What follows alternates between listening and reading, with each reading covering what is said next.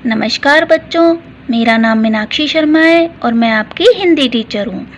कैसे हो आप सभी? आशा करती हूँ कि आप सभी घर में स्वस्थ और सुरक्षित होंगे। आज मैं आपको आपकी पाठ्य पुस्तक आरपीएससी हिंदी कक्षा 5 का 7वां पाठ बालक का स्वप्न पढ़ाऊंगी। स्वप्न मीन्स क्या होता है बच्चों? सपना। और बालक यानी बच्चा। जैसा कि इसके नाम से ही हमें पता चल रहा है, इसमें क्या है, एक बालक का स्वप्न के बारे में बताया गया है। एक बच्चा होता है, वो एक सेठ के यहाँ नौकरी करता है और वो एक दिन एक रात को एक सपना देखता है। और सपने में क्या देखता है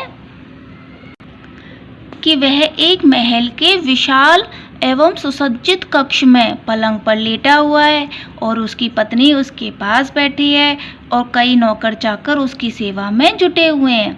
ये सपना देखता है तो वह चिल्ला उठता है, अरे मेरा भाग्य! और इस सपने को किसी को भी नहीं बताता है और चुपचाप अपने स्वप्न को पूरा करने में दृढ़ निश्चय के साथ, कड़ी मेहनत के साथ लग जाता है और अंत में इस सपने को पूरा भी कर लेता है। तो आइए आप मेरे साथ इस रोचक कहानी का आनंद लीजिए। किसी सेठ के यहाँ एक लड़का नौकरी करता था। एक रात्रि स्वप्न में वह चिल्ला उठा, अहो मेरा भाग्य! सेठ ने यह सुन बालक को जगाकर पूछा, अरे क्यों चिल्ला रहा था? वह लड़का कहने लगा, यूं ही, कोई खास बात नहीं। वह सेठ को बताता नहीं है कि उसने सपना देखा है। अगले दिन सेठ ने उस लड़के से स्वप्न की बात पुनः पूछी, पर वह टाल गया। मतलब उसने दोबारा भी पूछने पर, सेठ के द्वारा पूछने पर वह बात उनको नहीं बताई। उस दिन से बालक छिपकर पढ़ने लगा। एक दिन सेठ ने कहा, सुन रे लड़के, आज या तो तू स्वप्न की बात बता दे या फिर मेरे यहाँ काम करना बंद कर दे। लड़का कैसा था? चतुर था और होनहार था। उसने नौकरी छोड़ दी, लेकिन अपने सपने की बात सेठ को नहीं बताई। उसने क्या किया? देखो ये लड़का है चित्र में और ये सपना देख रहा है कि ये राजा बन गया है। तो उसने इस सपने को पूरा करने के लिए क्या किया? उसने पढ़ाई चालू रखी। इसी बीच उसे गांव के जमींदार के यहाँ नौकरी मिल गई। एक दिन सेठ जमींदार के यहाँ कपड़े लेकर आया, क्योंकि जो मेहनती होता है उसके लिए काम की कोई कमी नहीं होती।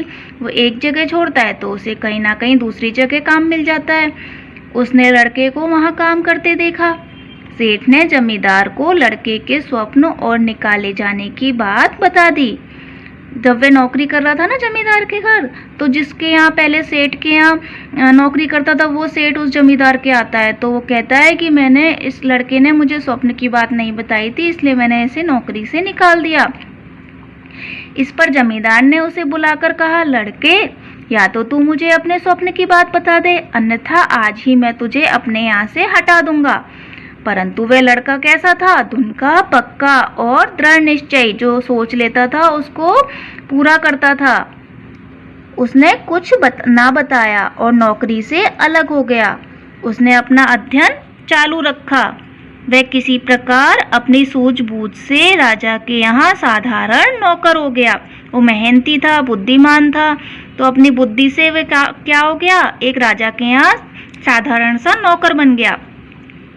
और फिर धीरे धीरे उन्नति करते करते एक दिन राजा का मंत्री बन गया, क्योंकि वो होशियार था, बुद्धि वाला था। तो वो साधारण नौकर से धीरे धीरे मंत्री बन गया। अकस्मात, अकस्मात मीन्स अचानक, अचानक एक दिन वही जमींदार राजा के यहाँ आया। उसने उसे पहचान लिया। किसको? मंत्री बने हुए नौकर को, लड़के को उसने पहचान लिया और राजा से सारी बात कह सुनाई। राजा ने मंत्री को बुलाकर पूछा, मंत्री जी, आपने बहुत दिन पहले सेठ के यहाँ क्या स्वप्न देखा था? आप या तो वह स्वप्न हमें बताइए या फिर दंड के लिए तैयार हो जाइए। अब सबने उससे पूछ लिया, लेकिन उस लड़का जो था वो धुन का बहुत पक्का था। उसने किसी को भी अपने सपने के बारे में नहीं बताया। तो बच्चों, आज मैं आपको इतना ही पढ़ाऊंगी और इसके प्रश्नोत्तर करवाऊंगी। इन्हें आप अपनी उत्तर पुस्तिका में लिखिए। नेक्स्ट वीडियो में मैं इस कहानी का शेष पार्ट पढ़ाऊंगी। कक्षा 5 विषय हिंदी पृष्ठ संख्या 32-33 बालक का स्वप्न भाग 1। प्रश्न 1। लड़का किसके यहाँ नौकरी करता था? लड़का किसके यहाँ नौकरी करता था? लड़का सेठ के यहाँ नौकरी करता था। प्रश्न दूसरा है, लड़का रात्रि में स्वप्न देखकर क्या चिल्ला उठा?